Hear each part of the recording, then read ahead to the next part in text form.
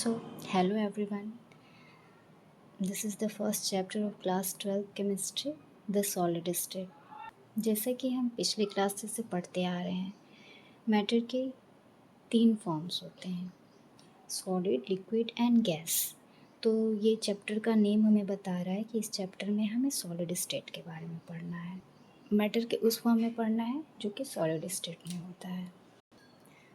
तो हम अपनी सराउंडिंग्स में मोस्टली क्या देखते हैं, सॉलिड चीज़ों को देखते हैं। मैटर के उस फॉर्म को देखते हैं जो सॉलिड फॉर्म में होता है, सॉलिड स्टेट में होता है। मोर ऑफन हम ज़्यादा से ज़्यादा लिक्विड और गैसेस से ज़्यादा सॉलिड का अपनी डे टू डे लाइफ में उस सॉलिड स्टेट का यूज़, तो लिक्विड और गैसेस से ज़्यादा हम सॉलिड का यूज़ करते हैं हमारी सराउंडिंग्स में। आप देख सकते हैं। और अलग अलग तरह के काम के लिए हम अलग अलग तरह के सॉलिड चीज़ों का यूज़ करते हैं, और उसके लिए सॉलिड की जो प्रॉपर्टीज़ होती हैं वो भी अलग अलग होती हैं। और ये प्रॉपर्टीज़ जो हैं वो उनके कंस्टिट्यूएंट पार्टिकल्स के जो नेचर हैं, सॉलिड का जो कंस्टिट्यूएंट पार्टिकल है उसके नेचर पर डिपेंड करती हैं, प्लस उन कंस्टिट्यूएंट पार्टिकल्स में जो ऑपरेटिंग फोर्स हैं वो कैसे हैं, इस पे जो सॉलिड का नेचर है वो डिपेंड करता है।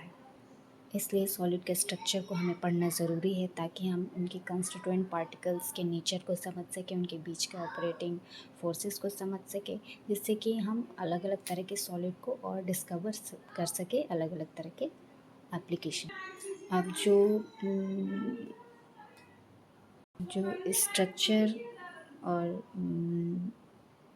प्रॉपर्टीज़ के बीच में जो रिलेशन होता है वो नए सॉलिड मटेरियल्स को डिस्कवर करने में हमें हेल्प करता है। जैसे कि आज डे टू डे लाइफ में हमारी और ज़रूरतें बढ़ती जा रही हैं, तो नए नई चीज़ों को डिस्कवर करने में इसका स्ट्रक्चर को अगर हम पढ़ते हैं तो हमें हेल्प मिलता है। तो न्यू सॉलिड मटेरियल्स हम डिस्कवर कर सकते हैं, जैसे कि हाई टेम्परेचर सुपर कंडक्टर्स हो गए, मैग्नेटिक मटेरियल्स हो गए, बायोडिग्रेडेबल पॉलीमर्स हो गए for packaging, bio compliant solids और सर्जिकल इम्प्लांट्स, जो कि हमारे डे टू डे लाइफ में आगे बहुत हेल्प करने वाले हैं। तो ऐसे और सारी चीज़ों को और भी बहुत सारे यूज़फुल चीज़ों को हम डिस्कवर कर सकते हैं।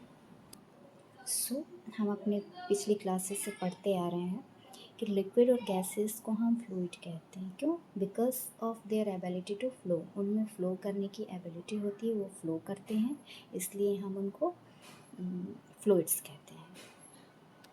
और ऐसा इसलिए होता है, लिक्विड और गैसेस फ्लो इसलिए करते हैं बिकॉज उनके जो मॉलिक्यूल्स होते हैं वो फ्री होते हैं मूव करने के लिए, जबकि जो सॉलिड्स होते हैं उनके जो कॉन्स्टिट्यूएंट पार्टिकल्स होते हैं वो फिक्स्ड होते हैं अपनी मेन पोजीशन पे, बस वो ऑसिलेट कर सकते हैं अप एंड डाउन, वो यहाँ से वहाँ मूव नहीं कर सकते क्योंकि उनकी पोजीशन जो होती है वो फिक्स्ड होती है। इसलिए सॉलिड सब्सटेंसेस क्या होते हैं, रिजिड होते हैं, उनमें फ्लो करने की कैपेसिटी नहीं होती है।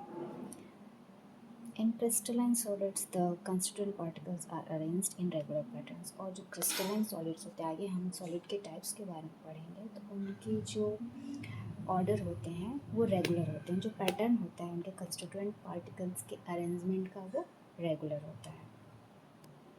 तो इस यूनिट में चैप्टर सॉलिड स्टेट में हम डिफरेंट अरेंजमेंट ऑफ पार्टिकल्स पढ़ेंगे, resulting in several types of structure, जो कि अलग अलग तरह के स्ट्रक्चर्स को बनाता है या बनाने में मदद करता है। तो इस चैप्टर में हमें पढ़ना है कि जो कंस्टिट्यूएंट पार्टिकल्स होते हैं वो कितने कंस्टिट्यूएंट पार्टिकल से जो प्रॉपर्टीज़ होते हैं सॉलिड के, उस पर क्या इफ़ेक्ट पड़ता है, प्लस कैसे इनकी प्रॉपर्टीज़ जो हैं वो मॉडिफाई हो जाती हैं अगर इम्परफेक्शन हो या कोई माइन्यूट सी इम्प्योरिटीज़ प्रेजेंट हो कंस्टिट्यूएंट पार्टिकल्स में मैटर के, तो कितना इसका स्ट्रक्चर चेंज होता है या अफेक्ट होता है या इम्परफेक्शन आता है, उसके बारे में हम पढ़ेंगे। तो ओवरऑल स्टार्टिंग से हमने ये पढ़ा कि हमारे सराउंडिंग्स में मैटर के जो भी स्टेट हैं उसमें सबसे ज़्यादा हम सॉलिड का यूज़ करते हैं, गैसेस और लिक्विड का भी यूज़ करते हैं प्लस सॉलिड का, बट सॉलिड का हम ज़्यादा यूज़ करते हैं। जैसे अभी हम चेयर पर बैठे हैं, ये बुक है, ये भी हमारी सॉलिड है, फ़ोन है, वो भी हमारा सॉलिड है, एक्सेट्रा एक्सेट्रा। ओके, तो चैप्टर का नेम बता रहा है कि हमें सॉलिड स्टेट के बारे में पढ़ना है। हमें पता है कि मैटर जो है छोटे छोटे कंस्टिट्यूएंट पार्टिकल्स से मिलकर बना होता है, तो ये जो सॉलिड है, मैटर का जो सॉलिड फॉर्म है, ये भी छोटे छोटे कंस्टिट्यूएंट पार्टिकल्स से मिलकर बना है। तो इस चैप्टर में हमें जो सॉलिड के कंस्टिट्यूएंट पार्टिकल्स हैं, प्लस हमें पता है कि सॉलिड जो है वो रिजिड होते हैं, फिक्स होते हैं, उनके कंस्टिट्यूएंट पार्टिकल्स के बीच में एक ऑपरेटिंग फोर्स होता है। तो कंस्टिट्यूएंट पार्टिकल्स और उन फोर्सेस के बीच में जो इंटरेक्शन है उसके बारे में हमें स्टडी करना है। अब इससे हमें हेल्प क्या मिलेगी? इससे हमें हेल्प मिलेगी कि और नए हम सॉलिड स्टेट को, सॉलिड सब्सटेंसेस को, सॉलिड चीज़ों को डिस्कवर कर पाएंगे। बिकॉज अलग अलग तरह की यूज़ के लिए हमें अलग अलग तरह की सॉलिड चीज़ें चाहिए। तो उसके लिए हम अगर कंस्टिट्यूएंट पार्टिकल्स के और उनके ऑपरेटिंग फोर्सेस के स्ट्रक्चर की स्टडी करते हैं तो हम और नए सॉलिड स्टेट के चीज़ों का डिस्कवर कर सकते हैं।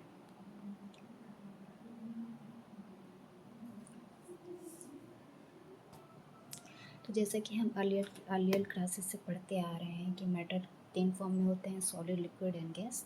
इस चैप्टर में हमें सॉलिड के स्टेट के बारे में पढ़ना है। तो जो लिक्विड और गैस होते हैं उनमें फ़्लो करने की कैपेसिटी होती है, जबकि सॉलिड में नहीं होती है। तो लिक्विड और गैस में फ़्लो करने की कैपेसिटी इसलिए होती है बिकॉज उनके मॉलिक्यूल्स जो होते हैं फ्री मूव करने के लिए हियर एंड देयर, उनके मॉलिक्यूल्स के बीच जो फोर्सेस ऑफ अट्रैक्शन होता है वो वीक होता है। जैसे कि अगर फॉर एग्जांपल हम ग्लास में वाटर लें तो ग्लास का शेप ले लेगा, बकेट में लें, बकेट में डालें, बकेट का शेप ले लेगा, फर्श पे हम वहीं गिरा दें पानी को तो वो पूरा फ्लो कर जाएगा। तो उनके मॉलिक्यूल्स जो होते हैं फ्री होते हैं मूव करने के लिए, जबकि सॉलिड में ऐसा कुछ नहीं होता है। सॉलिड की जो मॉलिक्यूल्स होते हैं वो स्ट्रांगली, उनके जो फोर्स ऑफ अट्रैक्शन है कंस्टिट्यूएंट पार्टिकल से, वो स्ट्रांगली उनको बाइंड करके रखते हैं। वो फिक्स पोजीशन पे होते हैं उनके कंस्टिट्यूएंट पार्टिकल, इसलिए वो बस बैक एंड फोर्थ मूव कर सकते हैं, वो भी स्लाइटली सा। इसलिए उनका जो स्ट्रक्चर होता है वो क्या होता है? फिक्स होता है। जैसे चेयर है, टेबल है, बुक है, पेन है, हम कहीं भी इसको रखें उसका शेप ज्यों का त्यों रहेगा। ये तो हम छोटे क्लासेस पढ़ते आ रहे हैं। तो इस चैप्टर सॉलिड स्टेट में हमें सॉलिड के टाइप्स के बारे में पढ़ना है, प्लस सॉलिड का स्ट्रक्चर होता कैसा, उसके कंस्टिट्यूएंट पार्टिकल्स और उनका अरेंजमेंट कैसा होता है, और उनके कंस्टिट्यूएंट पार्टिकल्स के अरेंजमेंट और उनमें जो फोर्स है उनसे सॉलिड की प्रॉपर्टी पे क्या इफ़ेक्ट पड़ता है। अगर थोड़ी सी इम्प्योरिटीज़ आ जाती है कंस्टिट्यूएंट पार्टिकल्स में, या कंस्टिट्यूएंट पार्टिकल्स कुछ ज़्यादा हो जाते हैं तो क्या इफ़ेक्ट होता है, या कैसे वो सॉलिड मॉडिफाई हो जाता है। तो इस चैप्टर में हमें इन सारी चीज़ों के बारे में पढ़ना है। तो ये ओवरऑल जो स्टार्टिंग था चैप्टर का उसके बारे में थोड़ा सा इंट्रो था। अब नेक्स्ट हम पढ़ेंगे कि ये जो सॉलिड स्टेट हैं वो कितने टाइप्स के होते हैं, इनमें इनके कंस्टिट्यूएंट पार्टिकल्स का अरेंजमेंट कैसा होता है, और इस तरीके से हम और कैसे नए सॉलिड का डिस्कवर कर सकते हैं जो कि हमारी डे टू डे लाइफ में यूज़फुल हो सकती है। ओके।